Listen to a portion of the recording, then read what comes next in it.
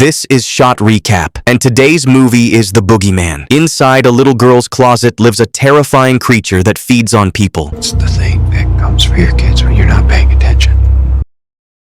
The movie opens in a little girl's bedroom. The closet door creaks open and a strange voice calls out to her, followed by an eerie screech. The child starts to cry. The camera slowly pans around the room, showing the closet door opening wider and a shadow creeping toward the crib. A hand reaches out for the girl, then her scream cuts off suddenly. Blood splatters across a photo on the nightstand. The closet door shuts. In the next scene, a teenager named Sadie walks into the storage room. She picks out one of her mom's dresses to wear. The dress has a painting of their mom on it. Meanwhile, her younger sister Sawyer wakes up in her bedroom and sees the storage room door standing open. She kicks her glowing orb lamp toward it to make sure no one's there. Their father, therapist Dr. Will Harper, is in the middle of a session with an upset girl. Noticing the shadow of his daughters through the door crack, he wraps up the session early to drive them to school. They've already missed a month of classes. On the way to school, they talk about their mom and joke about Sawyer's wobbly baby tooth. At school, classmates offer Sadie their condolences about her mom's death, but she ignores them, drowning everything out with her earbuds. At her locker, she finds a moldy old lunch her mom had packed for her the last time still sitting there. Her friend Bethany and a few other girls come over to say they're sorry, but one of them seems annoyed, complaining that Sadie's depressing vibe is bringing everyone down. Sadie calls the girl a bitch, and the argument escalates. The bully shoves her, causing the lunch bag to burst and stain her mom's dress. Crying, Sadie runs out of school. Meanwhile, a strange walk-in patient named Lester shows up at Dr. Harper's office, begging for an emergency session. Harper agrees and lets him in. As Lester sits down, he keeps glancing at the slightly open closet door and asks the doctor to shut it. Then, he begins to talk about his kids. All three of his children died within a year. The first was ruled as sudden infant death syndrome, but the rest weren't so easy to explain. Lester says his kids tried to warn him about a monster that was hunting them. He shows Harper a creepy drawing one of his daughters made, with a creature chasing them. Thinking the man is mentally unstable, Harper excuses himself to use the bathroom and calls the police. Left alone in the room, Lester stares at the closet door the doctor just closed. The door is open again. Back at home, Sadie throws the stained dress into the laundry when she hears a noise coming from her mom's art studio. She walks in and finds the place completely trashed, everything overturned, and the last painting, a portrait of their family, has been slashed. Hearing more banging from the storage room, Sadie grabs an awl and goes to check out the noise, but inside, it's pitch black and completely empty. Then her dad rushes in, warning her that a dangerous stranger has broken into the house, but the danger is already over. Lester is hanging from the inside of the closet door, dead by suicide. As Sawyer rides home on the school bus, she sees police cars and a coroner's van parked outside, loading up the body. Inside, Dr. Harper is talking to a police officer. Sadie tells them she heard noises, like Lester was struggling with someone, but no one takes her seriously. That night, Harper tucks Sawyer into bed and does the usual monster check under the bed and in the closet. Then, he goes to check on Sadie. She tries to open up about their mom, but he tells her she should talk to her therapist instead. Feeling shut down, the upset teen turns to the internet, looking up how to contact spirits. But her seance is interrupted by Sawyer. Sawyer had looked under her bed with her glowing orb and saw something terrifying down there. When Sadie notices blood on her sister's face from the loose tooth, she uses a method their mom used to calm her down. Sadie ties a string to Sawyer's tooth and the other end to the doorknob. The girls count down together, but the door suddenly slams shut a second too early. Sadie comforts her shaken sister and decides to sleep in her room, softly singing a lullaby. Neither of them notices as the yanked-out tooth slowly pulls something along the string and into the closet through the crack in the door. The next day, during a therapy session, the girls talk about their fear of the dark. The therapist tries exposure therapy, turning on a strobe-style flickering light to help Sawyer get used to the dark and realize there's nothing scary in it. But during the session, the scared girl sees a creepy monster crawling on the ceiling, slowly coming down. When their dad arrives to pick them up, Sawyer asks her older sister if she believes her that monsters live in the dark. That night, Sawyer notices the closet doors open again. She steps into the hallway to call for Sadie, but hears her sister's voice coming from the attic. She rolls her glowing orb lamp down the hallway to light the way. The The orb rolls into a corner and suddenly goes out, then comes back shattered. Meanwhile, Sadie, after Googling about Lester's family, heads down to her dad's office and finds a patient intake form with an address. She then spots a notebook Lester dropped with a torn-out page. Using her wit and a graphite pencil, Sadie manages to reconstruct the drawing on the missing page. It shows a spider-like creature. Then she listens to a voice recording of their session, which ends with Lester's blood-curdling scream. Startled, she drops the recorder into a pitcher and rushes to clean it in the kitchen. Sadie notices mold stains on the ceiling that look like a creepy face. Then her frightened sister comes downstairs, accusing her of playing a nasty prank upstairs. Sadie shows her Lester's drawing. It's the same monster stalking Sawyer. The next day, Sadie asks Beth to give her a ride. She goes to Lester's house, but finds nothing there except signs of neglect and decay. Hearing a noise, Sadie finds a flickering lamp pointed at an empty storage room. Then she notices creepy mold on the walls, just like the stuff she saw at home, and follows it upstairs. There, candles burn everywhere. Walking down the hallway, she opens the door at the end. Inside, a Polaroid camera is set up. It automatically takes a photo. As the picture develops, Sadie sees a blurry silhouette standing behind her. Then a woman with a shotgun appears, Lester's late wife, Rita. She explains that the entity that destroyed her family lives in the dark. Rita believes it's something very ancient, something even cave people feared and kept at bay with fires. She says the monster, called the Boogeyman, prefers to hunt families broken by grief, like those who've lost a child or a mother. Then Rita tells Sadie that the Boogeyman is right behind her, and she fires the shotgun at it. Frightened, Sadie runs home and tells Sawyer there are no monsters, then locks herself in her room. But her little sister keeps knocking on the door. When Sadie goes to answer, the door bursts apart, and a black monster knocks her to the floor and, like smoke, crawls into her mouth. Sadie wakes up from the nightmare in her bed, coughing. Hearing a noise, both Sadie and Sawyer peek into the hallway. Sadie heads to her mom's art studio, where the sounds are coming from, but it's just their dad cleaning out old stuff. Sadie's upset that he's getting rid of memories, but he lets her keep whatever she wants, as long as she moves the rest to the basement. Almost forgetting she's in a horror movie, Sadie goes down the dark stairs to the basement. While sorting through boxes, she finds an old video camera with a recording of their mom singing her a lullaby. Sadie repeats the seance ritual, and suddenly hears her mom's voice just like on the recording, but the camera is off. Looking around, she catches a flicker of a shadow. In the dark, she sees her mom's silhouette, but when she switches on the light, it's just a dress hanging on a rack. At school, a friend tries to comfort Sadie and plans a party at her house, but when the classmates show up, they just sit around bored, not knowing what to do. To break the awkward silence, Sadie suggests smoking some weed leftover joints from their mom. After the first hit, Sadie starts coughing badly. She runs to the bathroom and pulls a string tied to a baby tooth out of her mouth, the same one she helped her sister pull. Then her friends burst in, but Sadie's already feeling better. The classmates ask to see the storage room where Lester hung himself. Sadie leads them to the art studio instead. In the storage room, she notices the mold has spread and grown larger. The mean girl locks Sadie inside the storage room, leaving her in complete darkness. Sadie pounds on the door, demanding to be let out. Then she sees a terrifying monster face lurking in the shadows, disappearing quickly. Her mom's voice from the video recording plays again, and the creature reappears. Panicked, Sadie smashes the door open and escapes. Once outside, she gives the prankster a sharp slap to teach her a lesson, then kicks the guests out. Meanwhile, Sawyer is playing video games in the living room. After the guests leave, she notices the room is dark. Using the bright flashes from gunshots in the game, she lights up the space and spots someone sneaking around in the shadows. Huddled in fear on the couch, she hears heavy footsteps, and then her sister's voice calling her name. When the shadows in the TV's reflection disappear, Sawyer gathers courage, stands up, and looks around. But the monster is already hiding behind the TV. It leaps at her, flipping the couch over. Sawyer's body flies across the room and crashes into the TV. Sawyer wakes up in the hospital and tells her sister the monster tried to kill her. Sadie believes her since she saw it too. Sadie goes looking for their dad when she gets a call from Lester's widow, Rita. She's found a way to get rid of the Boogeyman, but she needs help. Before heading out, Sadie finds their dad and tells him about the monster. He doesn't believe her. He smells the weed on her and thinks she's imagining things. Rita's Rita's house is filled with burning candles on every surface. Besides that, she's set up tripwires rigged with shotgun shells. Sadie nearly triggers one. The help she needs is to be bait. Rita knocks Sadie out by slamming her against the wall, then ties her to a pipe. She turns off the lights and hides. Sadie watches as the candles go out one by one, plunging the room into total darkness. The monster moves through the shadows, freezing right in front of the tripwire when it spots the tied-up girl. But when the monster lunges forward, the trap is triggered. A blast of dozens of shotgun pellets hits the creature. Rita approaches the wounded beast. Instead of the usual move of flipping it over to see its face, she fires 2 quick, precise shots from the shotgun. She turns to Sadie, but suddenly, the creature attacks her. Startled, Rita fires and hits a pipe instead. Sadie breaks free while the boogeyman is distracted with Rita and makes her escape. The monster chases after her but falls behind when Sadie uses the lamps to slow it down. Once outside, she calls her dad. He's just returned home with Sawyer. Sadie begs him not to go inside, but it's too late. The boogeyman drags both her dad and sister into a dark doorway. Sadie runs back inside. The house is pitch black. She makes her way to the storage room where string lights are flickering. Opening the door, she gets sprayed in the face with deodorant. It's Sawyer defending herself. Sadie has to convince her sister that it's really her, not the monster. When they learn the creature dragged their dad down to the basement, Sadie turns on Casey Jones and grabs a hockey stick, ready to fight. Terrified, Sawyer sneaks after her, but accidentally knocks over a box with the light string's cord, spilling some solvent. The girls find the monster holding their dad captive. When it attacks, Sawyer traps it by pinning it down with a fallen shelf, but she loses consciousness. The boogeyman, shamelessly resembling a bloodsucker from Stalker, lunges at Sadie, snapping her hockey stick in half. She reaches for a broken piece, but the dark magic creature overwhelms her will, sucking her blood. Just then, her father regains consciousness, grabs a sharp stake, and drives it into the monster's side, getting thrown back by the retaliatory strike. Sawyer wakes up and runs to her dad, but the string-like cord isn't long enough, and it disconnects from the outlet under tension. Her dad lights a lighter but can't get out. His leg is broken. The girls sit beside him as the flame dies out. Sadie strikes the lighter wheel, watching the boogeyman approach. At the last second, the flame flares unusually bright. Remembering the seance, Sadie realizes her mom's spirit is helping her. Using the aerosol spray, they attack the creature with fire. Sadie nearly corners it until the spray runs out. But resourceful Sawyer had the idea to burn the boogeyman with flammable solvent. With a precise lighter flick, the monster writhes in fiery agony. The mold patches and everything in the basement turn to ash along with it. Pulling their injured dad to safety, Sadie looks back and says goodbye to their mom. Outside, the survivors watch their house burn down. In the next scene, they're all at a therapy session. After sharing their feelings, the family leaves together. Only Sadie is asked to stay behind by the therapist, like a secret agent. She returns to the office but finds it empty except the closet door slowly creaks open. Sadie approaches it, but then the therapist calls her and it's clear it wasn't her who asked her to stay. Sadie turns back to the closet and shuts the door. The movie ends there.